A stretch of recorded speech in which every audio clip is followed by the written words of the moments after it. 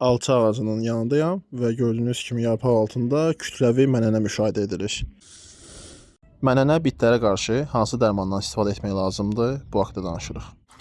Gördüyünüz dərman Hekplandır. 10 litrə 10 qram nisbətində qatıram. Siz yaxşı olar ki, təlimatı oxuyun, o əsasda istifadə edin.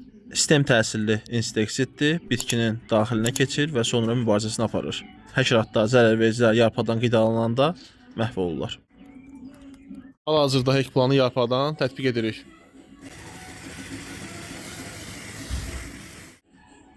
İstifadə etdiyimiz dərmandan 24 saat keçir və hal-hazırda sizə baxın, mənənələrin, bitlərin bir çoxunun məhv olmasını göstərirəm. Yaşıl və qara mənənələri burada biz görə bilirik.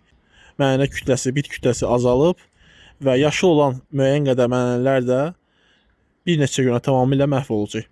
Baxın, bu istifadə etdiyimiz Hekplan yaxşı təsir göstərdi. Bir vacib nöqtəni də diqqətinizə çatdırım. Bu pestisitlər sistem təsirlidir, bitkinin daxilinə keçir.